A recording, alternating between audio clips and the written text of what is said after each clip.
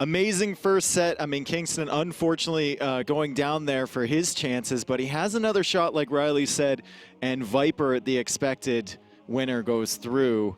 After some nervous moments, we have another amazing set coming up to you after this. So many sets today, in addition to our B stream. Yeah, in addition to the B stream that is going on at twitch.tv/Lily_AOE. So if some of your favorite players are over there, make sure you give them a look.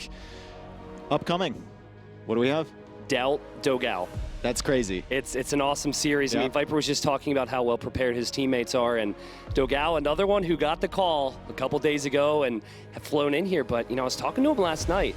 He talked about his opponent. He talked about who he could possibly face if he were to win or lose, and he said, this is a great opportunity for me. I mean, there's obviously, there's stars here, of course, but he really feels like he can beat the players he's going to be up against.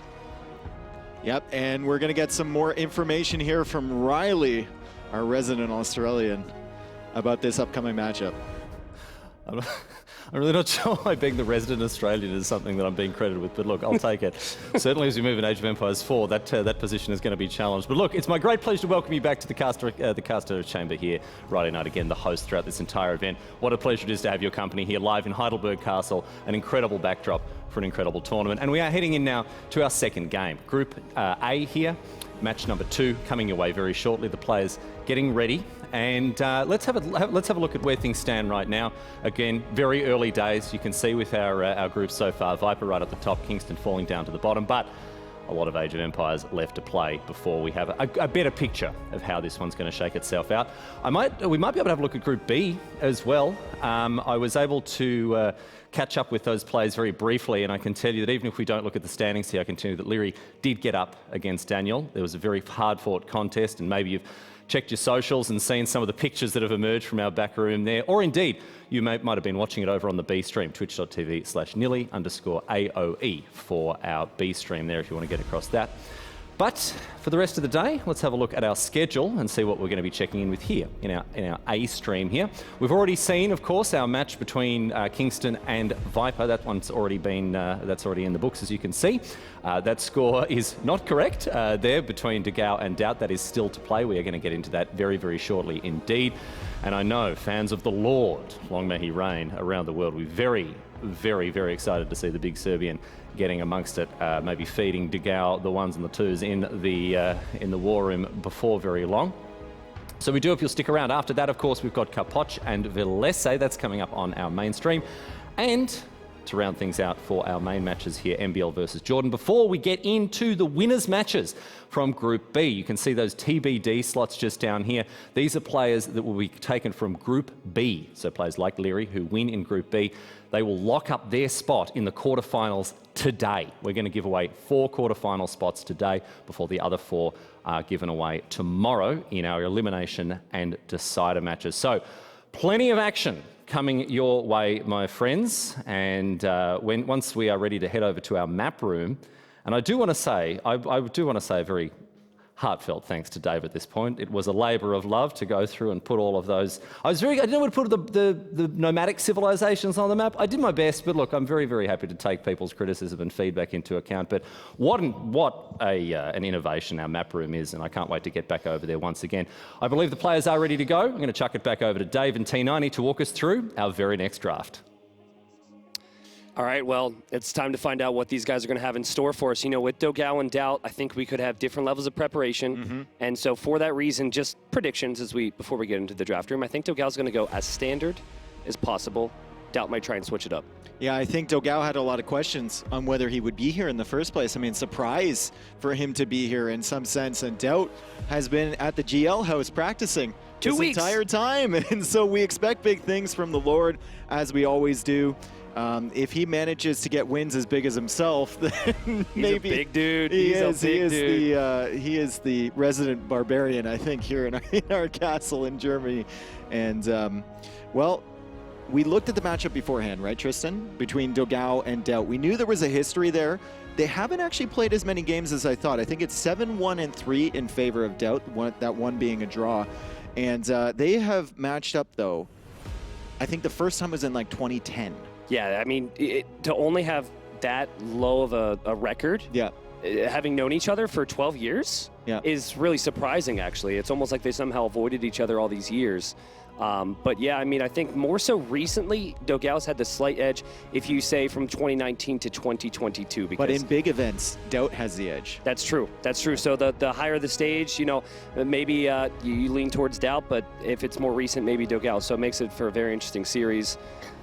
Again, I'm excited to see what these two do. Also, I feel like it's just going to be a comical pair in this room, in this draft room, the draft chamber, excuse me. They both kind of share that old school, old guy mentality for AOE. They're like, the new stuff. For sure. I mean, you have the nerds, you know, the players, even the play styles. You expect the early aggression and the crazy micro. These guys are a bit more laid back, and you know, they play the game for what it is and always tend to play late game. Yep.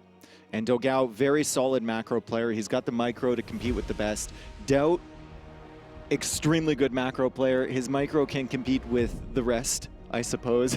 It's underrated. Let's put it that way. Yeah, it's something. That's for sure. Yeah. It's surely not overrated, I think would be fair to say. That's fair. But DauT is a crazy competitor, a Red Bull Wololo 3 champion. We're expecting huge things from him. We know he's been brewing strategies with the GL teammates, and we hope those strategies will actually pay off. We might see that in the draft for a best of 3, even though it's an early round and usually they hide their strategies. Yeah. You had that quote from DauT earlier saying he's never going to hide a strategy again. Not. So we might see that right off the bat. You know, and the other thing too is as we talk about hiding strategies, the other question is, can you really have a hidden strategy for every map? So I think what you can have is you can have, let's say, 6 maps you really want to play, and one of them, or maybe 2 of them, particularly the ones with water, I think that's when you can start to craft and specialize the fast castle strategies. maps, I think, that as well. is key. That as well. Any feudal aggression maps, I mean, there's only so much you can do, right? Yeah, sure. But the fast castle maps, you can get incredibly tricky. We know DauT loves to have that market. I would be surprised if we ever have a game without DauT with the market, and we should be getting into the draft shortly. Yeah, so another thing to bring up, especially having played games with dogao, and this could be why recently, you know, the bigger the stage, the more he struggled, because big stage events have drafts, have very complex drafts these days, and that is a weakness for dogao. He can see the game a bit more for what it might have used to be 2018, 2019, whereas DauT is actually not only just him, but his teammates, particularly Viper and Tato, I think are just very creative. He's an innovator. And they innovate, exactly. I mean, he also... what's the opposite of an innovator, or like a replicator or something? I don't know. That's not the direction I was going exactly, but you know, he has his moments on the other side of positive as well, I suppose. But anyway, so I think like I don't expect anything out of the box from dogao at all here. I think he's gonna probably pick meta stuff. I can't remember. That's a great point, because I can't remember the last set of dogao I cast where I had said, wow, I can't believe he picked that Civ. Yeah. Or, wow, this strategy. Yeah. You just It's always just how know it what is. you're going to get with him. Yep. He's a very solid player. He can be aggressive. He can be defensive. But his macro is up there with the best. So if we get late game, DauT's got to be careful. So here's a fun conversation. I'll ask you, and then maybe viewers can answer as well. Do you think DauT's going to go Cav Archers in this series? Because I just...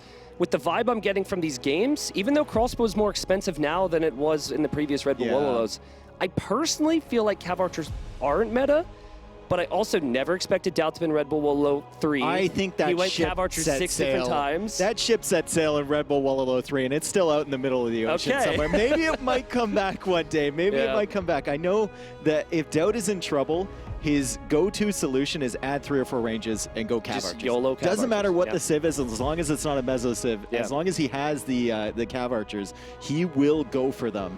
We've seen it time and time again. It brought him to a championship, but I think that's a little bit too predictable at this stage now for all those other players. It was a famous strategy choice from him through Red Bull Wololo 3.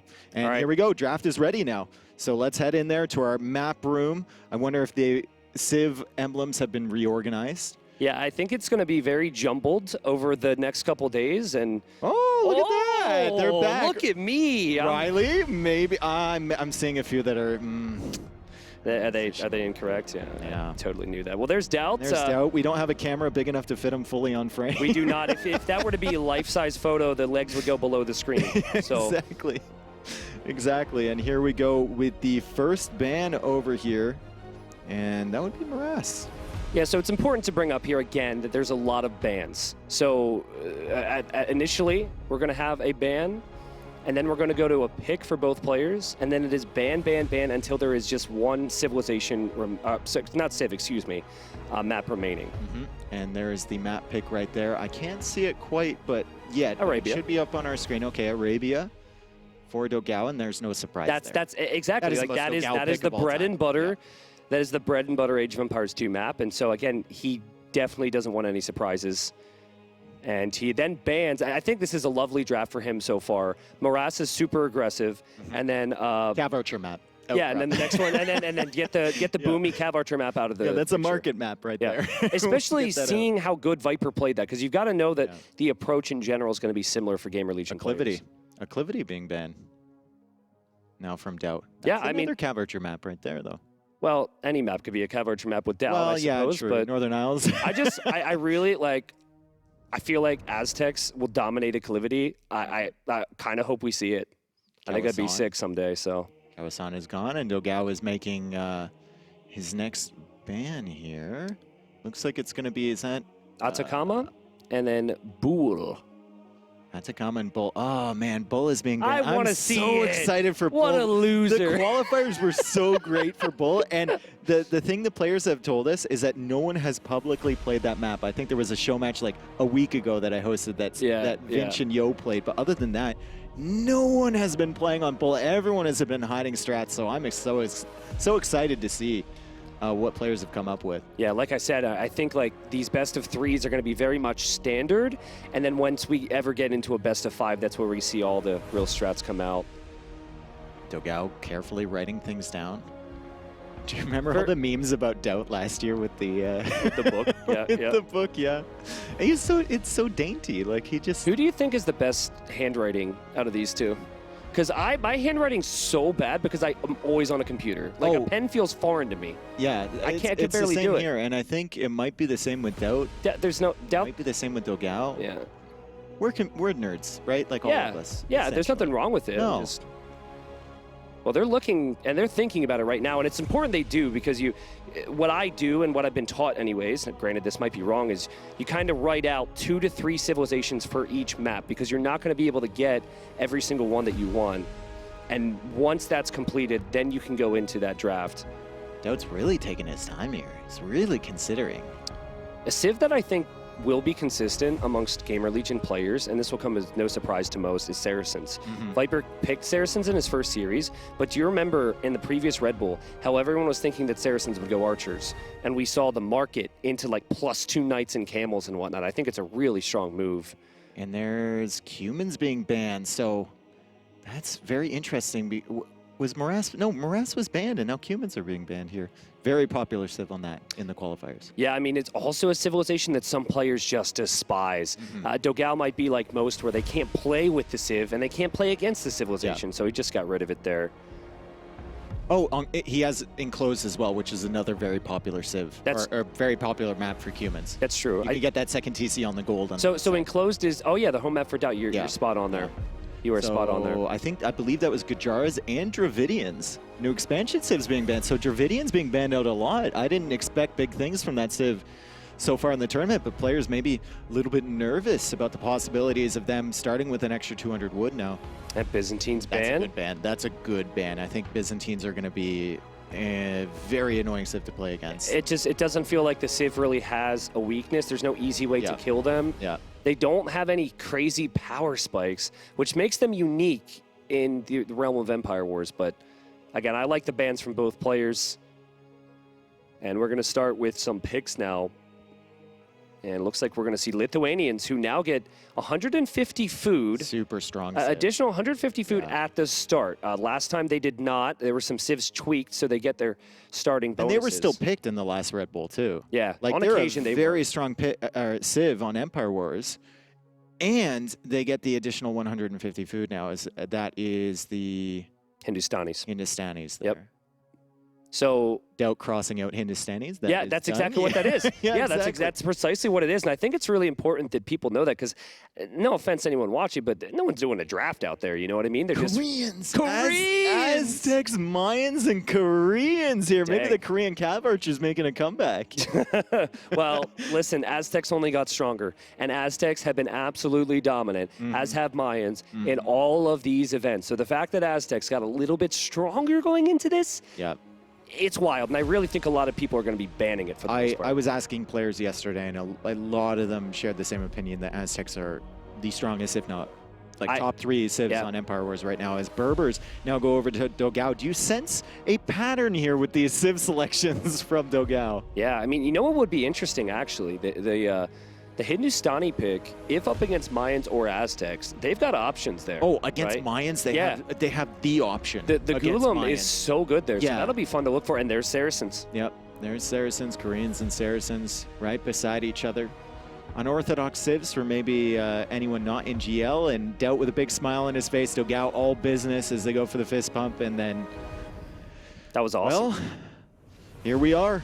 Back at the casting booth for another set. Thank you all for being with us as we're about to get into this best of 3. That's right, best of 3 show match, or showdown, I guess it would be. Not a show match, certainly not with this castle environment. A showdown between DauT and dogao. The players are now making their way to the main stage. Well, this is going to be good.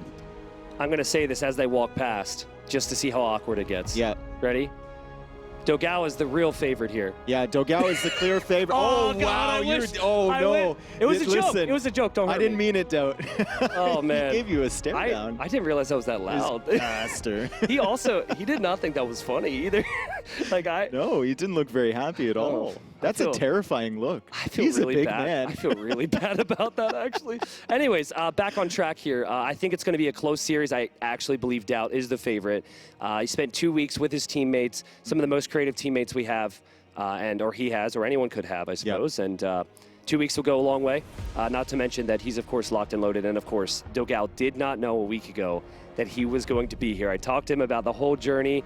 Of course, coming from Brazil, it was a lot. Yeah. But he did play in both qualifiers. He did play an updated, balance and everything. Yeah. But I think for now it's going to be like winning with meta that is already established, no secrets. And then hopefully if he continues to advance, he might see a couple things that he'll be able to use for later rounds. Mm-hmm. And I think the players are making their way onto the stage shortly. If dogao can fit through that, DauT can fit through that door anyway. Shh, don't be too loud, dude. We can't. No, he's far enough away. Surely he's far enough away now. I'm scared of him, man. Oh, man, I'm scared of him. But, yeah, they're going to be walking in, man. And what a walk-in it was to see Kingston. Kingston just carries himself so well. Yeah, he does. That was so cool. All right, well, here they come.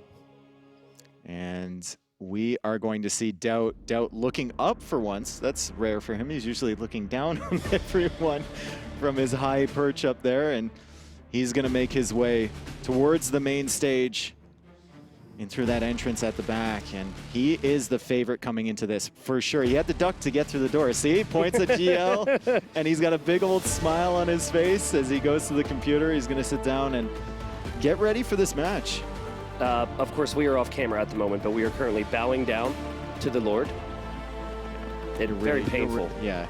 Very painful. You're really sucking up to him now. Yeah, I got to balance out the scoreline here. But he takes a sip of his Red Bull, and it is time for dogao, the beast, the legend from Brazil, to make his walkout. I know many Brazilian fans on the stream right now, always with the Age of Empires community. We have so many talented players from there, and dogao is representing Brazil in this tournament. It was a last-minute thing for him to show up here, but he is here, and I believe that he's ready. As long as he just sticks to the basics, sticks to what he knows, he can win against anyone on his day. And he doesn't look that nervous. He doesn't look super confident either. It's just somewhere in the middle. Don't forget, this is a world champion in team games with his country. This is a player that has been to China for LANs, various countries all around the world. This is one of the most experienced LAN players we have here. Again, unfortunately, the only big question we have is just the fact that he was a late replacement and he wasn't necessarily expecting to be on this stage here today. But I'm excited for this matchup. Again, as you mentioned earlier, Dave, these guys are very mature Age of Empires 2 players. Not to imply that others are, it's just purely because of how long their careers are. They are 10-plus year Age of Empires professionals. They have been there, they have done that. They know so much about the game. And it will take a if bit. your handwriting is really bad and you can't read it. You sit down that's after the all the thing. preparation and Yeah. you're like, what does that say Hindustanis or does that Does that say, what else would it look like? I don't know, Lithuanians. I don't know, maybe it's really bad. Yeah. It's like an don't know, actual man. strategy to not pick civilizations. that- Burgundians or Bohemians, Yeah, we don't know, yeah. Yep, or Berbers or whatever else.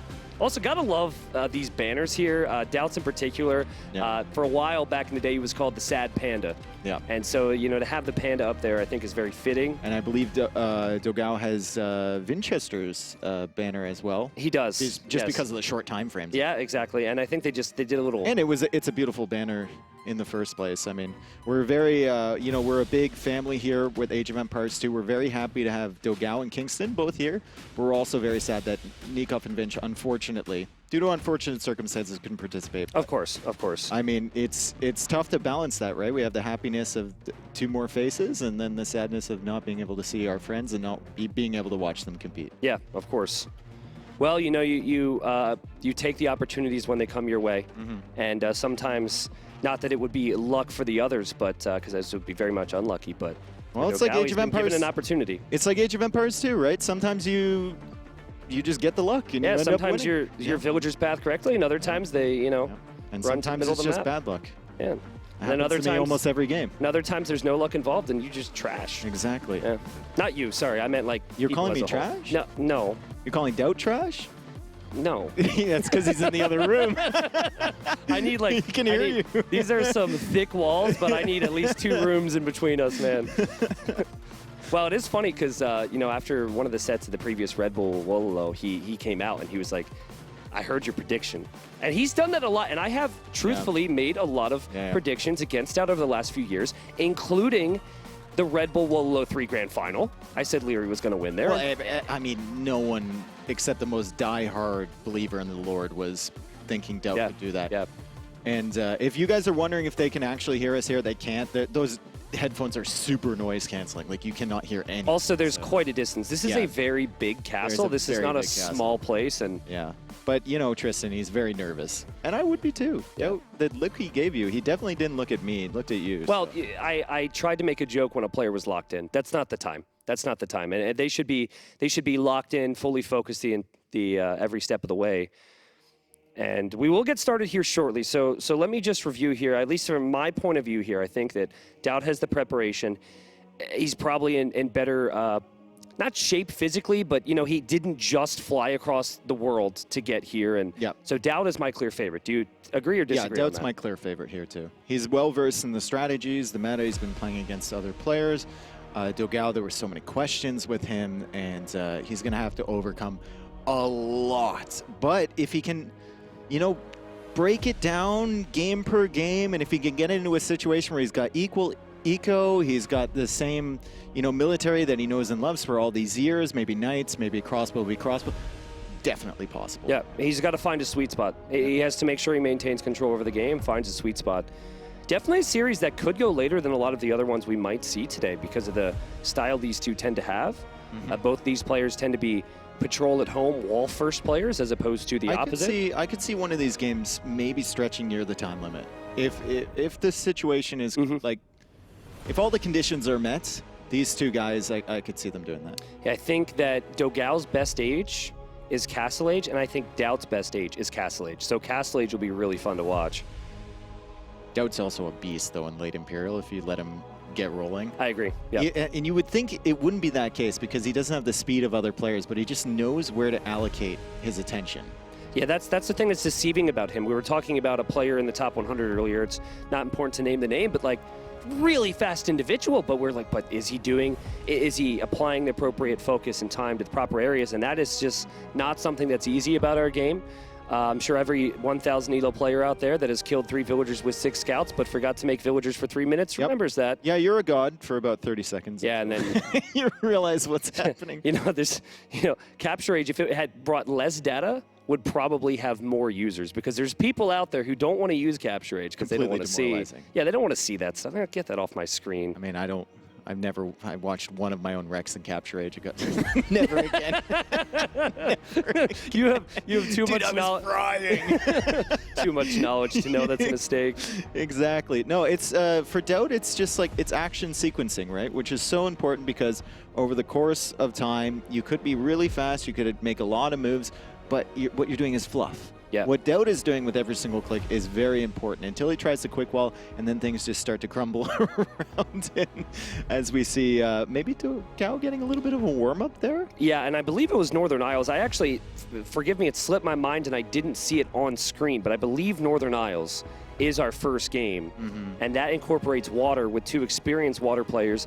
Probably one of the bigger shocks and surprises in recent, last 2 years, I guess, events would be when dogao masterclassed against the Viper in one of the hidden cups on water. And so, Gamer Legion love their water play, especially with Tato being there and talking to everyone about how to play it. So I'll be excited to see this one. And do you remember some of the crazy games on Northern Isles in the past with the Fatorias and the crazy landings? It's such a cool map.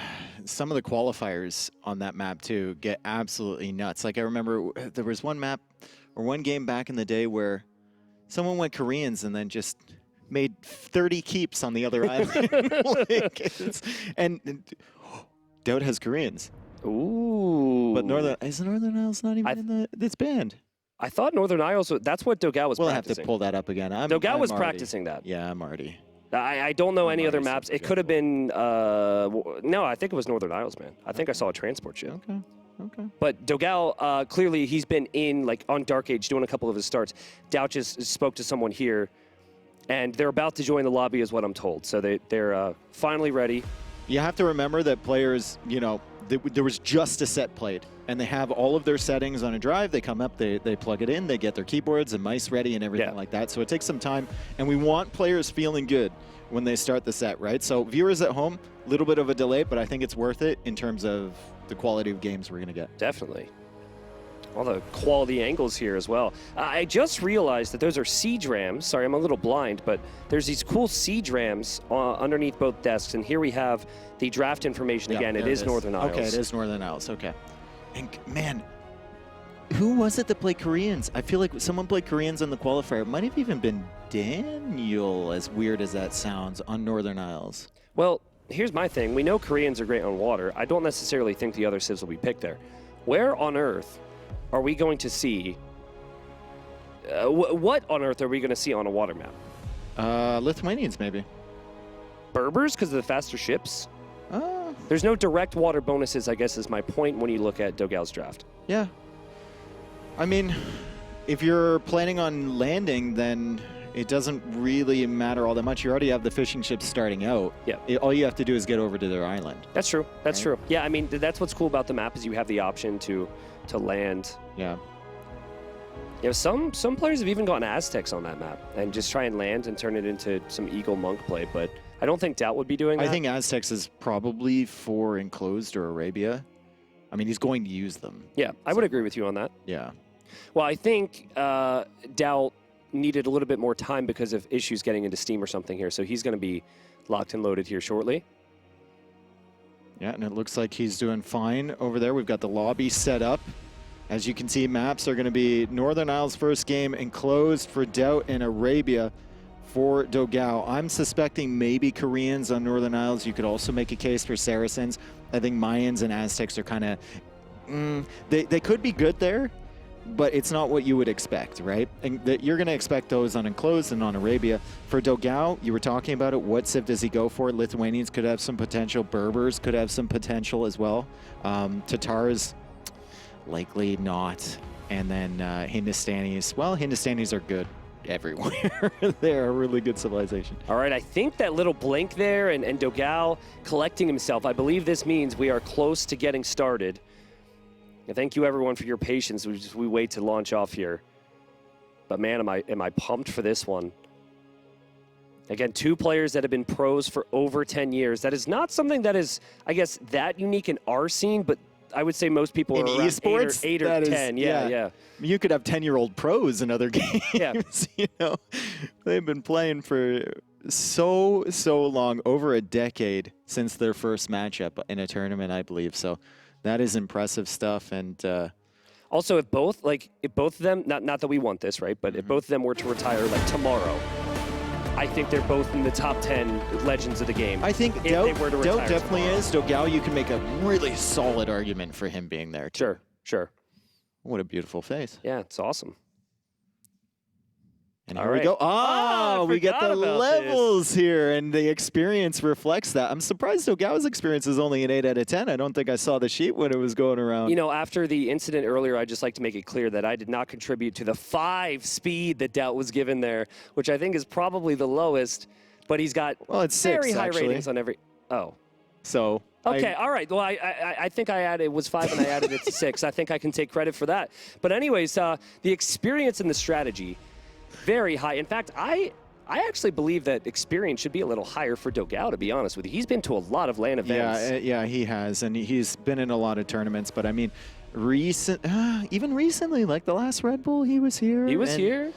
Again, he was in China. True, won a and I think maybe DauT's micro in comparison, he still has good micro. He's still a pro player, but in comparison to the other people here, maybe a little bit lower. But we're not here to nitpick the amount of dots beside each player. I mean, what you see on DauT is experience. You see macro being up there, almost a 10 out of 10, 9 out of 10 there. Strategy being 9 out of 10, and just lacking on some of the execution parts of the game. Sure. Meanwhile, on dogao, I mean, that is just steady. It's just exactly. all the way and across. It's almost 8 out of 10 in everything except strategy. 7 out of 10. We talked about that earlier. He's more of a meta kind of player. He knows, has been playing the same kind of styles for years, and that is a tough customer. If you're DauT looking up to or looking to go against someone, there's not many weaknesses you can exploit there. It's true. You have to play the players like dogao. You have to play slightly better than up into the Imperial Age. Yep. That is essentially what happens because he is so consistent. So that's what I would expect, and that's also the thing with DauT. 2 very similar players in terms of that. Fingers are moving. Fingers are moving for sure. Fingers are moving. And Are DauT's fingers moving? Fingers are moving. Can you hear the dinging, ladies and gents? The dinging of the docks. The fingers are moving, and we're about to get into game 1 here. Northern Isles between DauT and dogao. The civs are going to be so interesting immediately upon getting here. Now, Northern Isles, you start with a transport ship. You also start with some fishing ships. You don't need to make that transport, so you can go for a landing immediately. Yep. You also could commit to a second dock if you want, and we're pretty far in here, actually, and it looks like a landing was attempted. We did not miss too much action in terms of the kills. Looks like dogao got 1 kill, and if I'm not wrong, I believe he just killed DauT's scout. So there goes some archers across. This is the way to do it, ladies and gentlemen. Put your archers into the transport ship, send them to the island. Do not build the archer ranges in that center island. Yeah, and it looks like we got another dock going back there from dogao as the archers, or sorry, from DauT as the archers come across. And DauT is already fully walled at home, and DauT has gone for Koreans, Tristan, so maybe some turtle ships later on. You know, the Berber choice is interesting because of the faster ships, which I think can really help you, but also the cheap knights. And if you can get a villager on that side, that massive area that DauT has exposed there, that could be really strong for the long term here. But the archers so far looking for damage. I don't think they'll kill a villager there, but they could still continue to loop around and maybe hit the gold. And classic from DauT, by the way, he's got 2 mining camps on gold. And so he might be using that market as both players are on the way to Castle Age. That Spearman's going to get roasted, but it does do a little bit of tick damage to the fires as the archers loop around from behind. And DauT hasn't walled for... I think that's a little bit sloppy from DauT to not wall farther away from the gold, but maybe he wasn't expecting the archers to show up there so quickly. And he's got some archers of his own in defense, but dogao already making things very messy for DauT. I don't think dogao has even noticed the docks at the back either. Yeah, it's going to be awkward to get back there, obviously, but great work from dogao, and the 2 villagers are also on the island. Meanwhile, DauT is looping in with his forward army, but if he can't find damage there, he's not going to be too pleased. And honestly, I'm not seeing a real... Oh, wait. That's exactly what I'm saying. I'm not seeing a real opening. You mean that giant field? Yeah, there is an opening there. To... But he also attacked the dock, so I think, unfortunately, dogao will know. see that. He'll know, and he's got a fire galley there, so DauT can't even pick off the fishing ships, and dogao, right on time, is going to send a second villager there. And he has walled a little bit further away from the gold, although there's still some potential to maybe be ranged, especially once DauT reaches Castle Age here, which he's 42 seconds away from. dogao is right behind him. DauT is, well, with the free armor upgrade with Koreans, you can fight back with just a couple skirmishers, and that's what he's doing. Yeah, those skirmishers will obviously be surprised, though, by the stables that dogao, I'm sure, is building. And if the knights come out there, the skirmishers will have to hide behind walls, and there's the one stable from dogao. DauT added he didn't add 9 fishing ships, but he's up to 9 fishing ships, so he did add a lot more as dogao dives in here. Yeah, he's diving in with the scout. He knows that scout can kind of be annoying to those skirmishers, and DauT is trying to pull the scout back into his villagers to target that, and then trying to use the skirms against the archers. Now, DauT already has that +2 armor on those skirmishers, so they don't look impressive, but extremely tough for dogao to kill. He knows that. He's going to go after vills and try and get value. He might get one here, but DauT has done a pretty good job on damage control, as dogao's Siege Workshop forward is now within view of DauT. He's going to have to notice that, and he's found himself a beautiful spot. Yeah, I was going to say, hello. Like, this army doesn't give him much value at the moment. He's not getting the upgrades for the army. He's making turtle ships right now to control the water. But he's found a wonderful place to sit there in the wood line. Still has to be very worried about that Siege Workshop from dogao. You know, turtle ships can't range that Siege Workshop, right? They don't have enough range to do that. I don't think they do. I think they have like 6 base range. I think it's 6, and 6 would not be enough. That's nice, though. If dogao's going to need knights, he's definitely going to need the food. So good work there from DauT, but again, those turtle ships are going to take so long, though. But they absolutely destroy the fires. Yeah, like, they do. dogao will, there's 3 turtle ships now, and they look angry. Like, dogao is going to lose the water here unless he really puts an effort to contesting this, which means that he will have everything focused on land, and there's only 1 palisade in between him and DauT's economy, as dogao easily makes his way past that. Now DauT is going to be in the middle of no man's land with that TC, and he's going to be walling in all his villagers behind that. Fortunately, he does have a second TC, but there's a hole. 6 speed, no! Oh, no. Oh, that's not the start you want. That can really rattle you. Good damage control so far, but what a great decision from dogao to realize he's got nothing, and I'm just going to dive. And DauT, he's trying to get the quick walls down. There's some of those speed. Painful. Oh, well, like I said before, DauT is really good at action sequencing until he's got some quick wall scenario like this, and then you can kind of take advantage of him. But he's managed to stem the damage. He still has 51 eco versus 48 from dogao. I mean, dogao still with 4 fishing ships alive and DauT with 9, so that's the major difference right there. Uh-oh. Those villagers don't want to be there. Oh, boy, no. Those villagers do not want to be there. Oh, God. DauT's falling apart here, Dave. And the turtle ships, by the way, are halfway to their destination. They're very slow. So, not looking too good there. DauT added a knight so he could snipe the siege. Let's see if any monks can come out from dogao to convert that. I like the fact that DauT is on stone. He's going for guard towers now. This is going to be a very difficult thing for dogao to push through if he gets enough of them up. Yeah. There's a guard tower over there. Can't quite get involved in this. The TC might go down, but now there's going to be a guard tower on the stone. And Koreans are tough to push once you get a couple of those in place. Yeah, now long term, obviously, DauT's going to want that gold that dogao has, but he's got 2 good piles there. So has lost a TC. This might stop here. I don't know if you just attack the houses or what if you're DauT, or dogao, excuse me, but certainly you've got to try and get in with the knights if you can. Archers at the back there from dogao, but remember that +2 armor. So DauT can just keep making base skirmishers without upgrading them if it's only archers that dogao is going to send in. And the turtles, they're here, Tristan! Woo! They're finally here as DauT will take out the fishing ships, and now dogao is going to have limited fishing economy. DauT is going to have 10 of those, which means he can theoretically abandon those farms. I mean, look at the amount of food he has in the bank. He's got crazy food. 700 food in the bank, 500 gold. DauT's resources looking crazy. And still 48 villagers to 50. So with all of that pressure, dogao hasn't really managed to kill that much economy from DauT. That's a fair point. Now, this is an important moment. That is not a TC you would normally want to place if you're DauT. He must know there's army out there. This is a good... He's got to get the quick walls here. A gate, gate, okay. House, good, okay. Yeah, and that'll buy him enough time for the TC. But he is going to lose villagers here. That gate should go down. And never mind, dogao moves away from it. He's not going to lose anything here. He's going to get the TC up. The archers have to retreat, and the knights look for different opportunities. Fire galley being very annoying at the back there, but DauT with another turtle ship could clear that up, but he's going to have to queue one. He's got a fire galley of his own coming out. You know what would be so funny? Oh, my God. Well, okay, that's the next best thing, but attack the dock. Make DauT, make Navy to kill those knights as DauT runs in there and dogao reacts. This is not an easy map to play, ladies and gents, because you've got so many different areas to look. Well, the Genitors won't be needed because I believe they've died to the TC. But yeah, No. The Genitors are dealing with the archers at home. Oh, you mean the archers died to the TC? Yeah, I was the thinking archers died it would be to quite the a TC, task right. for his own units to die to his own TC, but that makes sense. That makes a lot more sense. DauT, 62 eco. It's looking pretty cramped for him, but he is going to add some monks. It's just, what does he do with all that stone, Dave? He's building up stone. Obviously, could go for more defense. But does he maybe try and drop a castle in the middle? Does he transport and build a famous forward castle on dogao's face?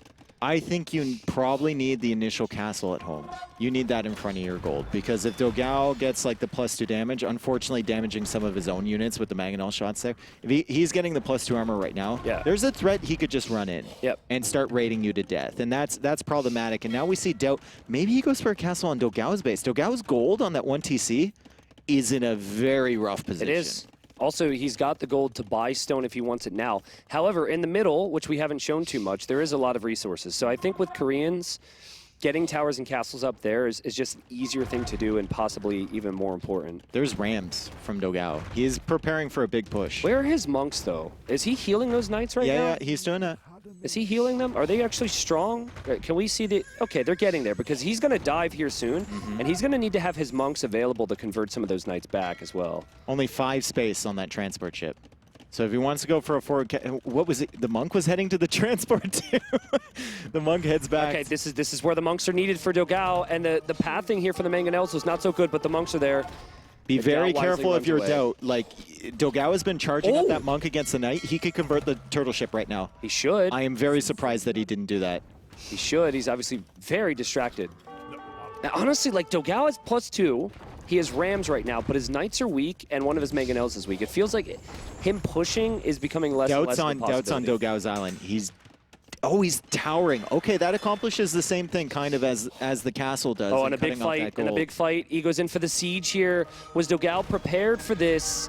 He loses all of his siege. Of course, he's got the rams, but again, weak knights. DauT's going to get conversions here as well, plus he's got his turtle ship. I think DauT is holding here. Yeah, DauT's done a fairly good job here, and he started building the towers like we saw on dogao's island. He's going to start cutting off that gold there, and dogao's going to see this. He builds houses near there, so he should know what's happening over on that side, but DauT has successfully cleared up the landing from dogao. Very, very good response from him. Questions about what dogao could have done there, though. I think he could have done a little bit better with that. It definitely felt like he was macroing there and trying to get his town centers up or something. But it's sad times for anyone rooting for dogao because that was an important moment, and 3 rams just sitting there in Castle Age, that's not going to help you too much. And those towers are going to be really hard to stop. However, dogao is coming back on water now, Dave. And DauT only has those 3 turtle ships out. It's like, you see how many fire ships need to gang up against a turtle to get the damage done. But DauT lost that first turtle. He's going for more towers on the edges. And he's going for a dock in that choke pointy area as dogao finds a villager from DauT that she was kind of out of place. And he'll let DauT know that he's still running around with those knights. DauT did not click up to Imp. I know some people are going to think that because his food disappeared, but he's just got Vils in queue. Another turtle ship goes down. The towers are going to be great, but dogao could probably rush the towers down and head his own base right now if he wanted to. I think that's important. Good raids there from dogao. I mean, he's got the +2 armor, right? DauT needs to run a long way to get to the safety of that TC, and you can see the eco KD right now. 23 for dogao, 4 only for DauT. So DauT is taking some damage. It's reflected up at the top as well, with dogao having 90 villagers and DauT only having 68. We do see Imp for DauT, so he canceled a lot of those villagers. Also, just real quick, look at how many villagers he has in each resource. Imp, and he's got like 30 eco working, apparently, because of all the idle time. It's crazy, and a big portion of DauT's eco is the 9 fishing ships that are losing value, right? I mean, the efficiency on them has been dwindling at the back. You can see there's no fish left over as DauT goes for a defensive castle now, and he's going to have to keep shifting those around. It's always better to have villagers than fishing ships. Fishing ships are great early, but later on in the game, you want, and perfect example, you want villagers. Yeah, now, what's interesting here is, as we see someone placed a farm right beneath the castle, which is kind of funny. You know, as DauT makes that castle, if he starts to push back and take land again, dogao has 1/3, well, not 1/3 of his eco, but he's got a TC, making a lot of villagers there. And so, like... He can make it very difficult for DauT to take control of that again. Yeah, and he's been keeping an eye on that gold as well. So I feel like maybe Dogao's going to have some questions on where he makes that next castle, but I'd love to see it forward. I just wonder, like, what is the sequence of events here for What is DauT? that? What are those villagers are getting wrecked? Yep. He's paying attention to something else, clearly. But, like, what's the sequence of events when he hits Imperial Age? What is the first thing that you want to do? Are you making trebs to push that back? Are you making... I don't know, as he loses more villagers. It's so bad. It's so painful. And at the same time, it's so good for Dogao. I mean, this was a gift. But this is because DauT has no space at the moment. And you're right, Dave. Like, he's going to have ballistics. He can make a treb or two. But what is he trebbing down? Chemistry into cannon galleon with water you haven't even secured. Like, you're going to go for a castle fort. You can't. You only have 240 stones. So, you get keep. Okay. And then you go for chemistry for the potential to have bomber cannons sending. Oh, wow. He just dodged a huge bullet there. Oh, jeez. Casually just passing. Just passing, yeah. Man. Well, you know, Dogao's just playing this perfectly. He's used the Knights to distract DauT and push DauT back. He's got so much on water, Dave. He's got 12 fire ships. This makes sense, though, from DauT to, like, that's a good solution because he doesn't have many options when he hits Imperial Age. He wants to utilize it somehow. He's going to start setting up keeps in the middle. Yeah. And he's going to, like, set up a no-go zone for those ships around there from Dogao with all those keeps. Look at all those yellow dots. What's that eco KD again? 45 to 6. Mm-hmm. It's a shame that Imp doesn't matter much for DauT here because he's got the time. Look at did the Rams take out the dock? Yeah. The Rams took out the dock. Just keep going there.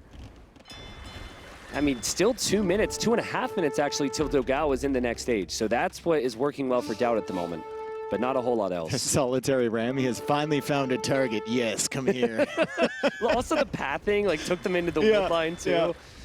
What a bad sign, though. You're an imp faster and you're losing water. Also, I think I see is that a transport or trade cog from DauT? I think I'm stupid. Well, I know I'm stupid, but I think it was wrong. Never mind, Mapu. Don't worry about it. We can see up at the top that DauT currently has one transport ship. It was the angles. DauT still hasn't realized his tower is being rammed down over there, but he's coming forward with villagers. DauT has been very cavalier with his villager numbers this game, and here is another perfect example as 3 knights aren't going to be enough to stop both of these towers. Yeah, but you're still just getting so many villager kills. The monk is canceling it now. The monk is canceling, and DauT, he runs away from this. The villagers can't contest those towers anymore as DauT brings over only 1 monk, and Dogao is doing a fantastic job just holding on tooth and nail to that section of DauT's Those island. Rams are still taking out stuff. Like, that is so good for Dogao, but it also shows how bad this is for DauT. Those Rams have been everywhere. And a castle. Oh, that's a great castle And spot. it's behind the wood line, too. He's already got a building in front. It's just so... it just feels so tough for Dogao to take back this position. Or sorry, for DauT, sorry. He's got 1 knight, 1 archer, 2 monks, and a dream. But he does have middle control, and he's got a TC there now. Okay, however, he's got so much wood and gold, right? I guess the issue for him is he doesn't have the docks to make Navy, but you never want to be floating 1K wood, 1K gold when you're on a water map. That is a really bad sign for him. Yep, and is that tower even going to go? It's a DauT tower, literally and figuratively. Yep. And there's the siege workshop right there. The Rams have been noticed by a villager, and Dogao is going to take it. DauT loses the first game, and he looks frustrated. Yeah, he looks frustrated, and Dogao looked good, too. He got the villagers there. Initially, of course, he didn't get the value he wanted from the Knights, but he then used the Knights to open up his position on water. He had the Korean player with 0 water control. Despite how strong those turtle ships can be and everything else, that was an impressive one there, as it looks like the players are going to chat a little bit. Talking back and forth. I'm not really sure. I'm not a good lip reader. But we will obviously have DauT's home map coming up next. Yeah, DauT looks frustrated with himself right now. I mean, it's the first game that he has played up on that stage. Obviously, there's been lots of practice, but it just feels so foreign when you're sitting in a different area at a different desk. Yep. And, you know, sometimes the monitor is a little bigger or smaller. You know, sometimes you don't have, as you mentioned, some players like to put, like, pennies and things underneath keyboards for spacing and size, but either way. Little player conference here. Maybe we couldn't hear him from across the desk as Dogao heads over to talk to DauT a little bit, and he's going to figure these things out. Yeah, they're going to see if there might be something going on there, but obviously DauT didn't pause to have any discussions about anything. So I'm wondering, you know, it could be one of those things if there's a minor annoyance it becomes a much bigger annoyance Especially in when a you're best losing. of 3. Especially yes. when you, yeah, exactly. And truthfully, Exactly. you don't want any minor annoyances regardless. You feel like you can play with it, and then suddenly you've lost a game and Exactly. you only have one more chance. Yeah, Exactly, yeah. It can be very And the way difficult. he's motioning right now is like, well, yeah, I could do this, but this is... Yeah. Well, it's But we only don't know. speculation on our part. For that game, I mean, dogao put him under pressure, and it was clear that DauT just had too many places to look.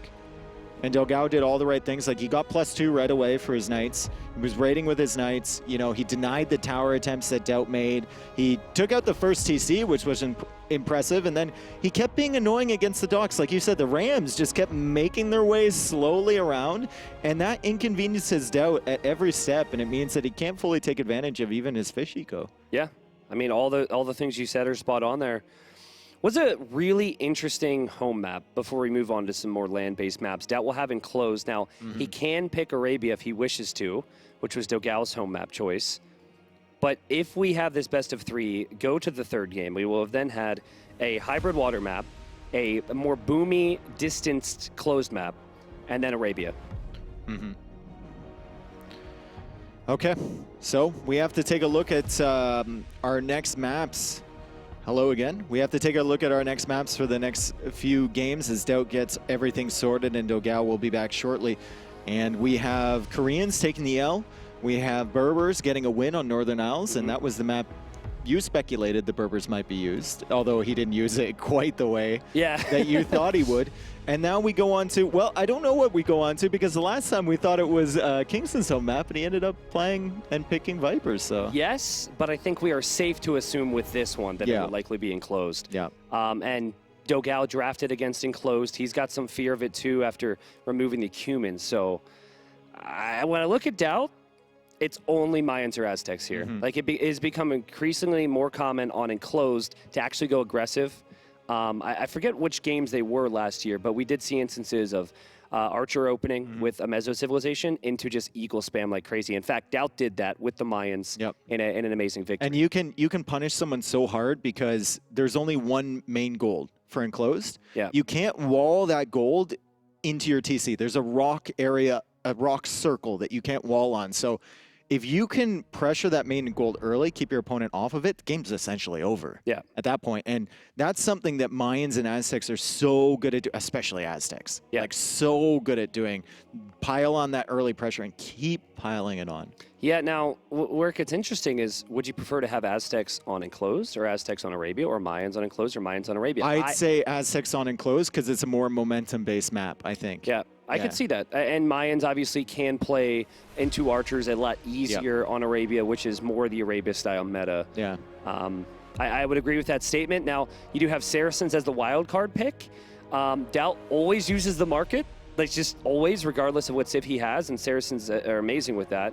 But I still do not think that he's going to play with Saracens on the next 2 games. I think it's like, if he does and he loses, it's one of those situations where we are like, why didn't you play with that civ? Yeah. And I think DauT has enough experience to know that he just needs a win. He doesn't need to be thinking about game 3. Yeah. He just needs a win right now. He needs to overcome that frustration that he has. And he's got the civs to do it. And if it's enclosed and you go Saracens for some weird kind of strategy, you lose. You look at your civ draft and you're like, damn, I had Aztecs, I had Mayans. Why on earth did I do that? So we're suspecting that's going to be the case for DauT. Let's talk a little bit about dogao. So dogao has Hindustanis, which if DauT goes Mayans, have the best matchup in the game. In the game. I don't know about in the game, but it's up there. It's up there. I think it's one of the worst matchups we've ever had in the game. The Gulam just completely destroys Mayans unless they can get a gigantic ball of Plume. But we're thinking late game, right? So early on in the game, the Hindustanis need to withstand the pressure. So there's still possibilities. Secondly, we have Tatars, which could be an option. And then Lithuanians, which might be saved for Arabia. Yeah, I'm going to lean towards Tatars for enclosed. Because of how much cheaper they're. Like, I think that's so strong. I think it's Water Buffalo, which have more food. You have 150 food, and then Tatars get extra food on that. So it's very easy for the Tatars to have a competitive castle age with a player who's using the market. Now, if you play as Tatars, then you're not playing as Lithuanians, which get 150 free food, which is sick. and all the crazy night spam, and then you're not playing as the Hindustanis, so one or the other at least throughout the series. So, but when I think about dogao, I feel like Tatars could be a really solid pick for him. Yep. We see dogao and DauT both back at the desks here. And DauT is looking in his notebook. And they're just making a lobby right now. They're going to get into it, and we will have game number 2 for you shortly here, folks. Thank you for tuning in to Red Bull Wallow Legacy. It's going to be incredible. We're still only on the second set of day number 1, but it already feels like I've been here for a week just preparing, right? We flew in a day and a half ago, 2 days ago. I've been talking to so many people, just really getting our minds around what the current meta is. And us as casters, like, it's already kind of hard for us to approach pro players because we basically have a living talking about them and they don't want to give us any topics, right? But now with all the secretive threats, it's become even harder for us to talk about the game. They're so nervous, right? Don't want to give anything away. Yeah, I think DauT right now, you know, he obviously is using this moment to decide on what he's going to do here, going through all the possibilities that we discussed as they are in the lobby now and waiting to start. But now also needs to regain composure. You have to have a very short memory, I think, as a player. Yep.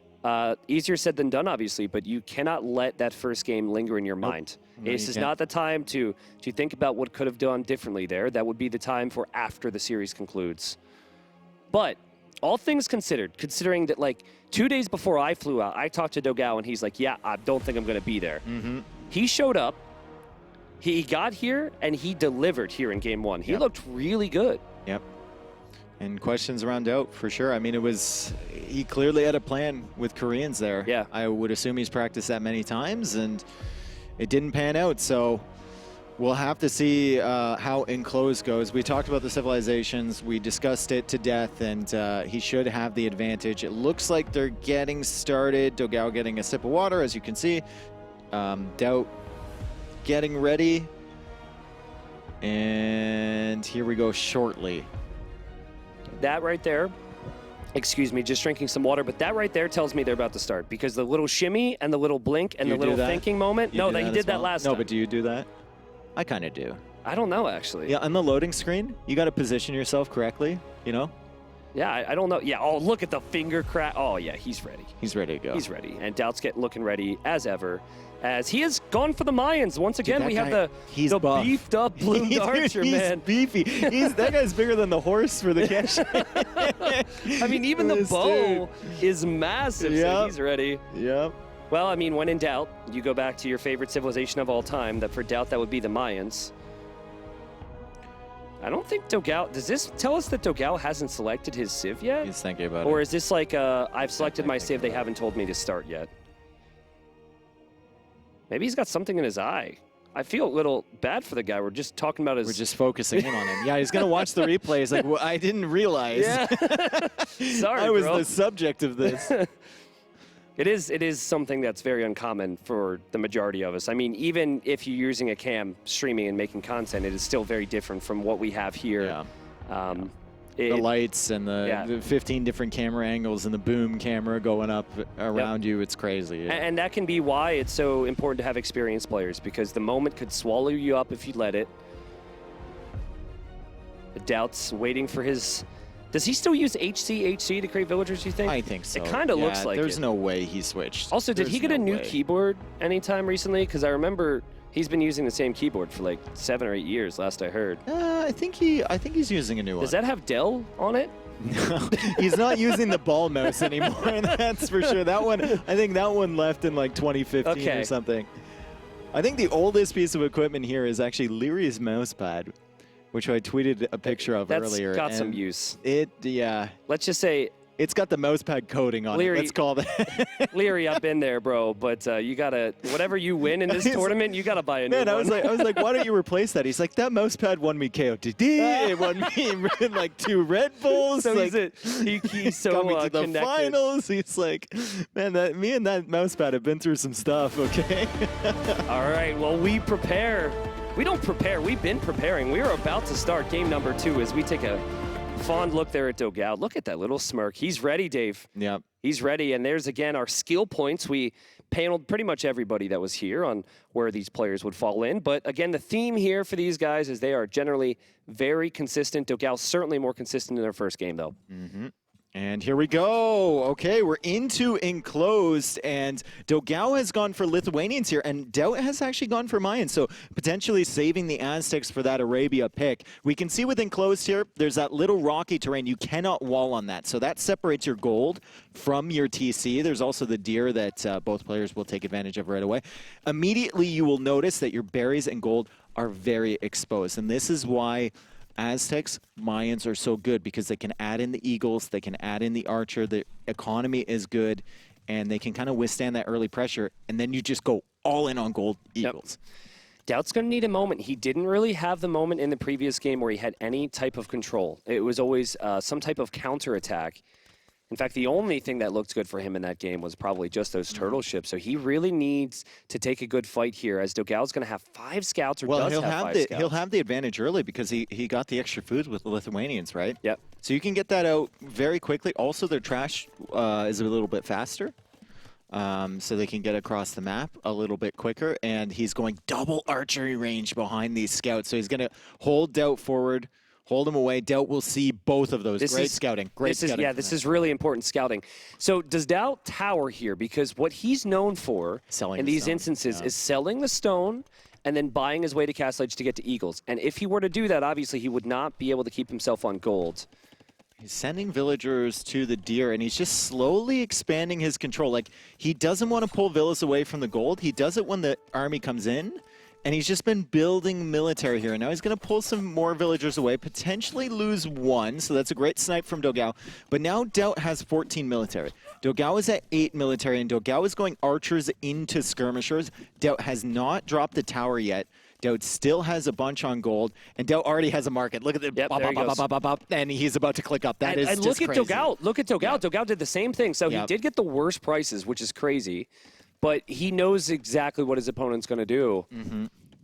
Dave, there's still only one player that's about to threaten a gold, and that would be dogao. And if the archers snipe the spearmen, those scouts will mop up those skirms like it's nothing. Yes, and the Eagles aren't really going to do all that much against the scouts right now. It's just the spearmen that are the threat there. dogao does not have bloodlines. He doesn't have any upgrades for those scouts yet, but they are threatening, and he's using the mobility right now. He's going to go over to the backside of the berries. Good quick walls there from DauT as he gets the armor. The archers, though, they move in.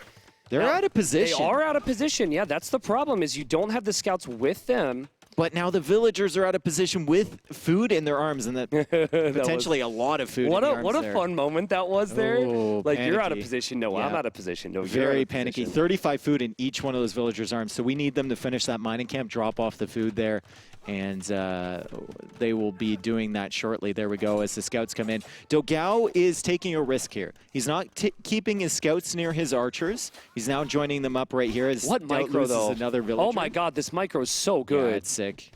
Like, DauT has had 5 more army almost this entire time, and he has had the defender's advantage, and yet dogao has been able to snipe another villager. The mobility usage on those scouts has been insane. And here comes Bloodlines, here comes the armor. dogao has not lost a scout yet. He lost all of his archers, but he's killed 4 villagers. However, in a situation like this, where the Mayans player is going for 3 barracks, losing 4 villagers isn't the end of the world, right? We've seen it happen before. Market, million villagers on gold, just keep spamming Eagles. If you look at that army count, half of it's useless now for DauT. The skirmishers are not going to have much of an effect, you'd think, so they march forward now, just as... Oh, wait. What were you saying? Well, dogao spotted it immediately. Dude, dogao is on the top of his game right now. He's playing so good. Yeah, this is insane. Obviously, he's going to want to just use those archers against any spearmen, and now DauT sees them. So the important thing for DauT here is just to kill the archers, and I think he's going to be able to kill a few of these guys. Is he? Oh, my God. Okay, is he? Split micro. Does he even hit a shot? Split micro. Just got off the plane. Split micro. There we go. Okay. And the scouts are, well, they're getting damage against the skirmishers. But like you said, as long as the skirms get the archers, I don't think DauT really cares about those because all of his focus should be on the Eagles here. He can also add in some monks potentially, maybe upgrade to pikemen later on if the knight numbers start to get out of control. And there's already 3 knights in the queue and 3 on the field. And we look at DauT. He's only got 12 Eagles, but he's already got a monastery. It's insane how fast these Eagles are. And there have been nerfs to this unit many times, both in the production speed and the cost. DauT's got 12 Eagles with 3 more on the way, and Monks. dogao's got 5 Knights. And now DauT just drops the TC. Yep. And that TC, I think, isn't as much for economy as it is for just having a place to hide, because the Knights might run around to your gold once again. So it's very, very useful. He'll use it to produce villagers, but I don't think his focus here is just going to be an eco approach as he queues up more Eagles. dogao needs to use scouts against Monks here. It's a very important aspect of when you're playing up against the Civ. Well, he doesn't have any left, right? He does have them. They're on the other side of the map. Yeah, they are.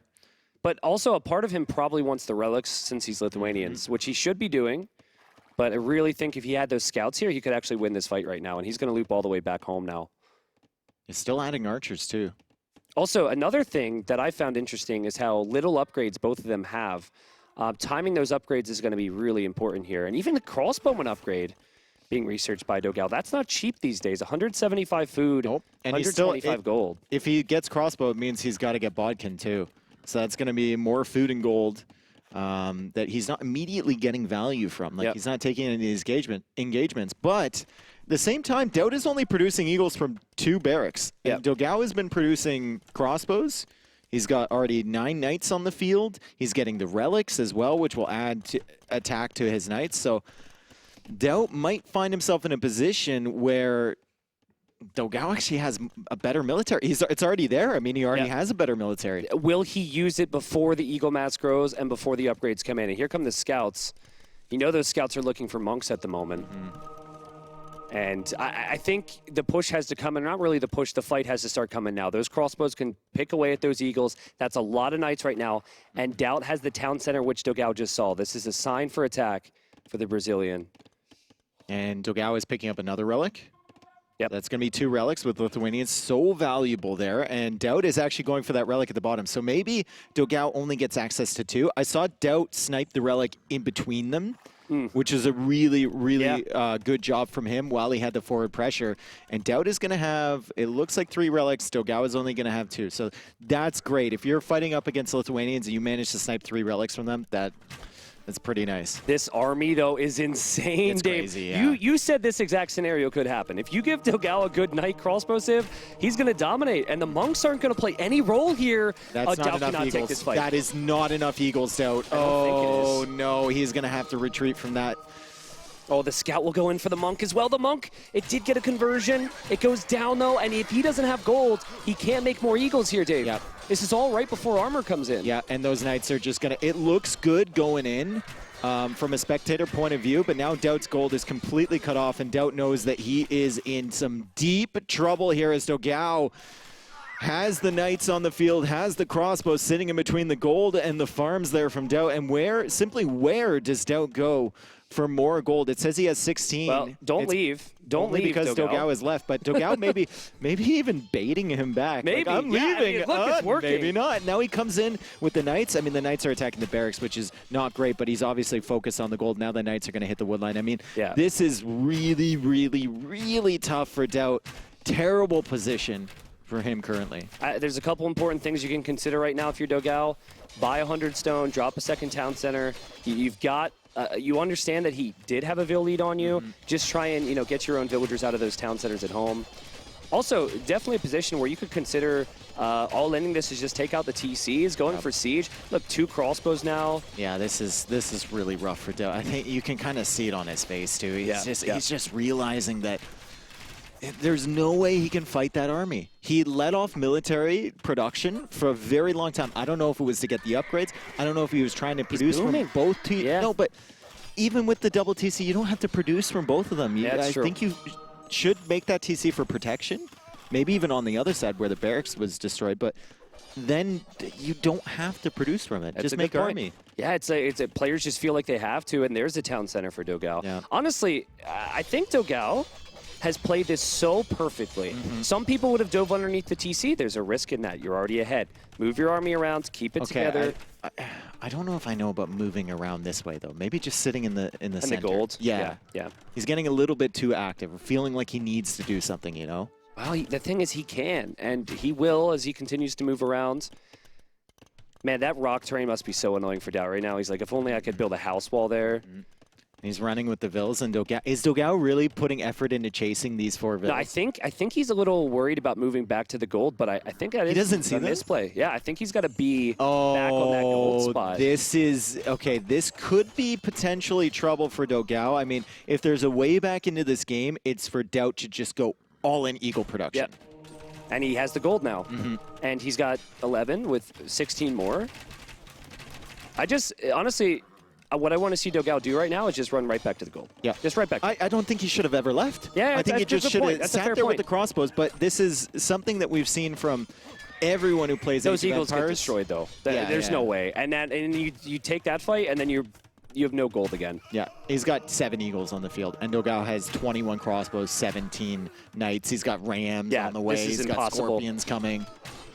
Just the KD to the builds to everything in this game was absolute dominance from the Brazilian. There it is. I mean, that's 2 games in a row for Dogao, and that is unexpected. And DauT still has more chances. I mean, or another chance, rather, with another best of 3. He's going to have to figure something out. But right now, it's all about the Brazilian Dogao taking that 2-0 Northern Isles and in close. He's looking good. He was just notified the other day he'd be here, and he came ready. He mopped them up. Like, Yeah, that was, he did. those games were not close. Dogao absolutely obliterated DauT. What a showing from him. Yep. And DauT was our favorite. Yeah, DauT was I our agree. favorite. He'll figure it out, though. I mean, if there's one thing that DauT is, it's resilient, and he knows how to come back. Well, I mean, a very important thing about this format is that you have that opportunity. If you were to travel here and not, it would not be the best of times, and it wouldn't be the fairest format. So it doesn't matter how you get there. You can still get to the quarterfinal if you lose that opening round. And so I'm with you. I think his draft was good. Yeah, I think his draft was good. I think we knew what he was trying to do, but just the the gameplay wasn't execution. there. Yeah, the execution on the first game. And we're going to head to Dogao now, accompanying Riley to get his thoughts on the series. Well, Dogao, congratulations, mate. A huge win for you here, 2-0. And one thing, I mean, I've got to ask you about this straight away. Your preparation. You know, this was something of a last-minute, maybe an unexpected turn of events for you to even be here in Germany. And I want to know, like, how has that affected you? And how do you feel now that you've taken out this first match? I mean, I played 3 qualifiers, right? So at least it works for something. But in terms of, you know, your preparation, your readiness, you know, were you anticipating being here? Were you preparing? Were you playing as though you were going to be competing this weekend? I started yesterday here in the castle, but I feel I'm catching up. And honestly, I felt lucky in both games. Honestly, everything went for my favor, so I'm pretty happy with the win. I mean, obviously, it's a great way to start your tournament here. Yeah. Let's talk about game number 1, Northern Isles. You made an early landing on the other isle there and got some great picks early with those knights and followed up by the monks. When approaching a water map like this, what are your priorities? You know, do you want to get on the front foot, get that early landing on the opponent's base? Was that something you go into thinking? Yeah, I mean, with the matchup Berbers versus Koreans, I felt like my winning condition was being able to land the villagers on field on the way to the castle age, so I could make mangonels on knights. And after that, the knights are in enemy's lines. It gets a little bit better because you have the freedom to add more dogs, to make fire ships, to snipe the enemy fish. So, I mean, everything went perfectly in that game. You're looking for map control and situations. Yeah, exactly like that. Yeah, for sure. Let's talk about enclosed. Obviously, you know, this is a map that sort of can be played in a range of different ways. I want to talk about your approach and how you were able to make sure that DauT was never able to get back into the game. After seizing that early initiative, what did you do to make sure that, you know, you closed the door on him? In that map, honestly, my idea since the beginning was just making pressure. That's why I even made like 5 or 6 scouts, so I could try to raid his base around there. And then when you are playing versus Mesa with a cavalry sieve, you need the support from the crossbows behind the beginning of the castle age. And it's all about the first fight, I feel like. If you are winning the first fight, so you can kind of snowball the game from there. Right. And if you lose the first fight, you kind of lose the game also. And the timing also of the fight was perfect because right before the fight came, my bot came from the crossbows kicks in. So again, a little bit lucky again. Well, look, I mean, you can attribute it to luck, but obviously you've done really, really well to be here today. You've done a really good job in taking out DauT 2-0. Thank you. Dogao, mate, on behalf of the entire Age of Empires community, we're so glad to see you here in, slightly unfortunate circumstances replacing Vinch, but it's great to have you here, and congratulations on a huge win. Thank you everyone. Well done, dogao. We're going to head through to the other room and have a chat with Mem now and get his perspective on the games that we just saw. I know that there'll be people who are perhaps a little disappointed that the Law didn't make it, but the good news for them, of course, it's 2 losses and you're out. So DauT still with a good chance of making it through to the quarterfinals. Mem, we join you here in the casting chamber at the analyst table here, and talk us through what we've just seen. I know that you've picked some scenes for us to look at. Tell us about maybe some of the lessons we can learn from this. I mean, we were checking the draft starting, and the Korea civilization was going to be nice. It's very nice in the Northern Islands, but then we saw Berbers. He was talking about that, right? I was talking about Berbers can be full aggression there, trying to get the map control, and we're gonna see now. We pick some highlights that we're gonna see very soon. And DauT could never go in. Well, could keep away from his island. You will see here the Korean civilization. We were talking all behind there. He's gonna pick Korea for that map. Berbers was kind of expected, and then we're going to see very soon that the aggression he did, he's playing himself. It was so smooth. He plays so smooth. And Berbers, that they are cheaper knights as well. The Korea civilization is great. He was having some good advantage. I remember at some point 10, 11 fishing ships, but he was getting raided all the time. He even lost at TC and was ahead in village, so DauT was looking okay. But he could never stop that raid. Yeah, I mean, the pressure that DauT was put under was pretty monumental, and I think that dogao was able to convert that really well. In Viper versus Kingston, we saw some incredible pressure from Kingston, right? He came out guns blazing, or crossbows blazing, I guess, but he wasn't able to convert that into material advantage, and I think that was one of the differences we saw there, Mem. The pressure that dogao put on, it converted into a material advantage and ultimately a game win. Yeah, and in game number 2, we will see as well, because game number 2 was very similar. Everyone kind of know that the Meso civilizations, if you are not playing perfect, I'm impressed. I mean, I'm impressed about dogao performance, and then he was here in the last minute. That was amazing. The level this year in the tournament, well, it's only the first day, and we can see that the level is probably ahead of the previous year. Well, I mean, as we bring up maybe some vision from game number 2 here, if we've got it, you can talk us through what we saw here. Yeah. Game 1 here on the water. Game 1, well, the beautiful turtle that we see here. He's seen that he's dominating. He's getting the map. He's already ahead in villages. Well, he's not really in villages. If we check 43 for dogao, 42, but he got the water control. The problem, constant raiding. He got even some janitors at home, so he was defending. He was always safe at home. dogao. This is second TC. He remake another top center. Is still fine for now the population, but from this point, +2 in the knights, it start to snowball. You see all the mangonels, the knight that don't stop raiding. We're gonna keep going a lot more. DauT tried a counterattack here with the Korean towers, but it wasn't enough. It wasn't enough because these knights are so strong. Even if he got some monks, you can see he's raiding. And now he take down one, he's gonna keep raiding as well, sorry. But at home, he was completely fine. Yeah. As you can see. And this is what he was talking about in applying that pressure, making sure that he didn't leave holes in the back end for DauT to take advantage of. And as you say, well, look, I think dogao was being a little modest. He said he was lucky for this sort of stuff to come in, but luck will only get you so far. I think dogao really here luck is one attack, right? One attack can be, but here is what's constantly attacking. Soon, now we're going to see how he's doing a castle. So now it's 100% safe. The towers, Korea towers that are very dangerous, they are going to be gone now. And even here, he's denying those. He's playing perfect. He's playing the game. And look at the population now. Total domination. Total domination, game number 1. And we can probably move on to game number 2 now, have a look at what happened in Enclosed. Yeah. Early pressure was what dogao came with in Enclosed. How do you feel about that approach on Enclosed, like getting out really early? I like that a lot. We're going to see now when the game number 2 is going to appear in a moment. We can see here how DauT was still living in Imperial, much faster, but dogao got the economy. With the towers, you cannot do anything anymore because even made a castle forward on his base. So at this point, DauT was trying that. You can see how he resigned. And then in game number 2, it's really amazing because we're going to see in a moment that these 2 archery ranges done really fast. Then you might believe, hey, I'm not going to have enough economy to keep going because Mayan is so strong. What dogao did amazing. You can see there the 2 archery ranges. We're going to see again in a moment. It was there, we promise. Now they're there, the 2 archery ranges. Yeah. And this is very important. Why we put the fog of war here? Because DauT see it. But even like this, that doesn't matter. dogao played really well. And then we're going to see how the market abuse is almost at the same time. What that means, The Maya's power is if you gonna go up to the next age much faster, then you can kick in. But it didn't happen. They were almost at the same time. And dogao never took a single attack before he got the average and the relics, Lithuanian relics. And this is what he talked about. Look at the market. He talked about that taking that first fight, taking it at the right time, with the pressure that again was converted into material advantage. A snowball that was against this Mayan Civ, as dogao said, a combination of cavalry, of ranged units, and this is what got dogao over the line. And the quality of the kills. We see KD 7-7, but how is they call KD 4-0? 4-0 for dogao and keep going from there, keep going from there. We're gonna see soon in 1 or 2 minutes, we're gonna see that it was a lot more.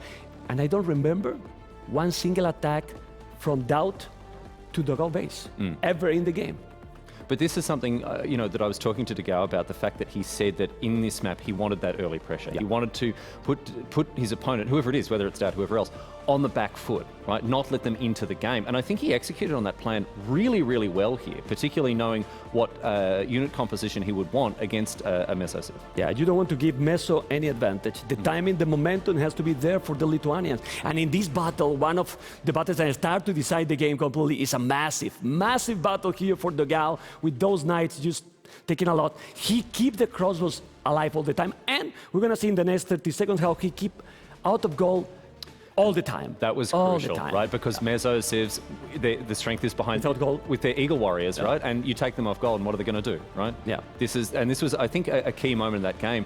The knights screening the archers able to pick off these infantry units as they want to do. And I mean, from that point onwards, I don't know, was the game over at that point for you? I think so, because now, why we put in the highlights that TC extra? Now he was confident enough to say, okay, now I can add economy. And as you can see, the KD is perfect. 64-23, 14 villains to 0. Like, 0, and keep attacking the goal all the game. Already, 3 relics DauT, but dogao with 2 relics, he's fine. He got 14, 2 relics, the knights are +3, and he called the GG. And as we see there, very neatly timed, man. Wow, what an absolute professional. Look, I want to take a step back, and because this is obviously, pretty in-depth stuff here from Mem, and maybe if you're joining us as a fan of Age of Empires for the first time, maybe like me, you played it for the first time when you were 10 years old and you're back 15 years later watching this again. There are some key indicators here that we can take from this screen as to who's winning, right? And it's difficult to see, like DauT's ahead on villagers, way behind on military. Yeah. But it's numbers like this that you can look at and go, right, okay. And a villager in particular, losing a villager in this game, huge. When I started getting into competitive Age of Empires, that was a key understanding. Because like, oh yeah, well, I mean, when I played, I only had 10 villagers. I don't care if I lose one. I've got, population, 180 army, I had 1 villager. That's not going to make any difference, as I triple wall my Byzantine bombard cannons at the age of 10. But in a situation like this, you can offer some markers, some keystones here for our newer viewers as to why this was important, pushing them off the goal. Well, that kind of pressure and these numbers, what they mean. In this specific matchup, the most important is not the numbers itself, it's that the consistency on those. Because if you kill 3-4 villages to the Mayan civilization, you might be fine if you reach up Castlage a couple of minutes before or 1 minute. Why? You make the Eagle Warrior. The Eagles are only costing 20 food, 50 gold. That's why he was pushing all the time on the goal. So the village in the start is not that big of a deal for him, but he need to keep doing the pressure. He did it, and that's why he won the game. Yeah, and look, from a different perspective as well, let's move away from the game a little bit, Mem, and talk about this tournament more broadly. Sadly, there have been players who haven't been able to make it. Obviously, Vinch, unfortunately, with some visa issues. Nikov as well, our thoughts are with him. He's got COVID and he was unable to make the trip over here. And obviously, many members in the community heartbroken by the fact that they couldn't make it here. But looking at the players who have joined us, Kingston, looking at dogao, Kingston, he put up a real fight against the Viper. dogao now taking out this one, talking about the fact that he started playing yesterday again in terms of preparation, because it's been a mad scramble for him to even get here. Yeah. So let's just take a second to, appreciate the colossal effort that dogao's put into not just be in this tournament, but also taking out round number 1. I was talking last night with him. Sorry, dogao, I'm giving some extra information. Oh, here we go. But he was telling me, Mem, I didn't know I was going to come. Yeah. So I was just playing a random map. I was playing just the ladder, and I didn't know. And look what he did with DauT. what happened? dogao has a lot of experience, has been in many tournaments, and he has, well, a lot of knowledge, and he just knew exactly how to play this one. And, well, guys, because you didn't see Leary in the B stream as well, we are talking about the performance as well. Daniel has been playing amazing and put Leary almost 2-0 down. He came back, but the level is incredible. Yeah, he put him to the test as well. And of course, that's over in our B stream. There you can catch all of those matches. And I've got an update from our B stream as well. Mem, thanks so much for your analysis, mate. We're going to get things set up for our next match here. But while we wait for the players to head over to the draft room to chat about what... while we wait for them to get to the map room to get set up for the next round, we're going to talk about what's coming in for the rest of the day. And of course, have remind ourselves of where we are at the moment at the end of our second round. Let's have a look at our standings, bring them up for you to see. And you can see there that the Viper and dogao already 1-0. Down the bottom of the table, DauT and Kingstone. Although, still, as we've said, a lot of Age of Empires left to play. And the magic number for these players is 2.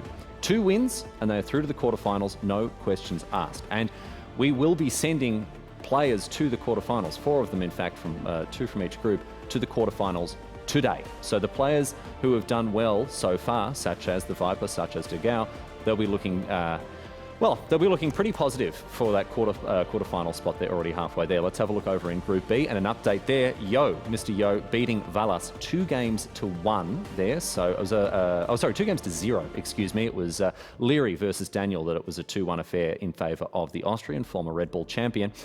So a great effort from Mr. Yo, who returns to the Red Bull Waterloo after an unfortunate absence last year, of course. It's great to see him back on top of his game, and I know Mr. Yo fans will be looking forward to seeing him in the winners' matches on this stream a little bit later on. A reminder, those Group B matches are being televised twitch.tv/Nilly_AOE. Let's have a look at what's up for the rest of the day here on our A stream. And you can see Kingston, the Viper, already in the books. DauT versus dogao. Both of these 2-0 here. And very shortly, it'll be Valese versus Kapoch. And Kapoch, one of the players who'll be playing in both halves of, I shouldn't say both halves, in the Age of Empires 2, Age of Empires 4 tournaments as well. More to come on that next week. And then later on, Jordan versus Tato. Of course, you're not going to want to miss that one. And then those TBD matches that you can see there, or you used to be able to see on the screen, they are our Group B winner matches. So they will be featuring players like Mr. Yo, they'll be featuring players like Leary. And we certainly hope you're going to be able to stick around for them wherever you are around the world. You can brave those time zones, my friends. Stay up late, and we're going to have a great time following this game that we